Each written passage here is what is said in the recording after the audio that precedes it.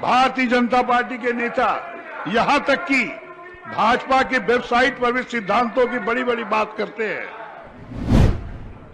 लेकिन ठीक इसके विपरीत भाजपा का आचरण रहा है। चाहे वो सेंट्रल एजेंसी के माध्यम से हो या मतहरण के माध्यम से, फिर आया राम गया राम की प्रथा को बहुत अच्छी तरह से स्थापित किया है। में विश्वास का जो प्रस्ताव रखा गया है उसके समर्थन में बोलने के लिए मैं डिस्टर्ब मत कीजिए, बोले भैया।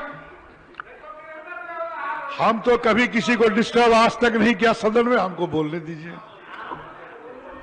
यह सदन और पूरा देश अवगत है किस तरह से भारतीय जनता पार्टी चुनी हुई सरकारों को अपदस्थ कर रही है। सर, ये पूरे देश की बात है।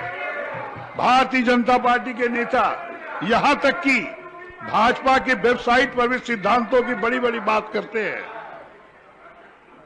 लेकिन ठीक इसके विपरीत भाजपा का आचरण रहा है। भाजपा जब किसी और तरीके से सामना नहीं कर पाई तो पीछे के दरवाजे से सत्तासीन होने के लिए अपना पूरा जोर लगाती है। चाहे वो सेंट्रल एजेंसी के माध्यम से हो या मतहरण के माध्यम से। मतहरण का सबसे बड़ा उदाहरण मध्य प्रदेश का जिक्र किए बिना नहीं हो सकता।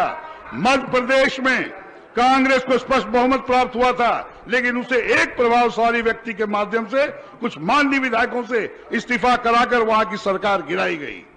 संविधान निर्माताओं ने कभी कल्पना भी नहीं की होगी कि इस तरह की सोच रखने वाली कोई सरकार इस देश में बनेगी, अन्यथा वे इसकी भी व्यवस्था संविधान में कर चुके होते।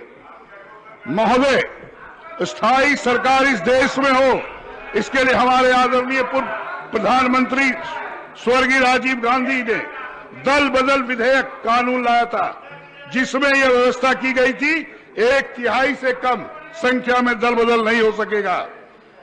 स्वर्गीय राजीव गांधी इस कदम ने इस देश को आया राम गया राम की प्रथा को ही समाप्त कर दिया था। मैं भाजपा के आदरणीय वाजपेयी जी को भी जिक्र किए बिना नहीं रह सकता। आदरणीय वाजपेयी जी ने इस कानून को और सशक्त बनाए हुए 2/3 की टूट को मान्यता देने संबंधी संशोधन किया, लेकिन वाजपेयी जी का नाम जपने वाले उनके भाजपेयी लोगों ने फिर आया राम गया राम की प्रथा को बहुत अच्छी तरह से स्थापित किया है। इस कुप्रथा को बढ़ाने वाले रथ को रोकने के लिए आदरणीय नीतीश कुमार जी ने और आदरणीय तेजस्वी जी ने जो निर्णय लेकर कदम बढ़ाया है और जिसे हमारे आदरणीय नेता श्रीमती सोनिया गांधी जी एवं आदरणीय नेता राहुल गांधी जी का संरक्षण प्राप्त है, मैं उसकी भूरी भूरी प्रशंसा और समर्थन करता हूं। उन्होंने भाजपा की खरीद बिक्री तोड़ जोड़ पर लगाम लगाने की कोशिश की है।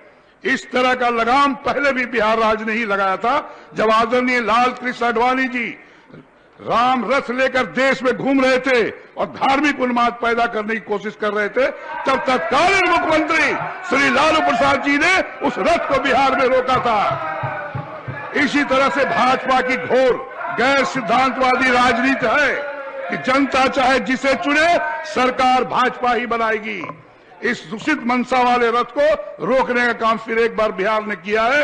मैं इस साहसी के लिए तहे दिल से महागठबंधन के सभी नेताओं एवं अपने नेता आदरणीय श्रीमती सोनिया गांधी जी एवं राहुल गांधी जी के प्रति आभार व्यक्त करता हूं और इस मंत्री परिषद के प्रति प्रस्तुत विश्वास मत का समर्थन कांग्रेस विधानमंडल दल की ओर से करता हूं।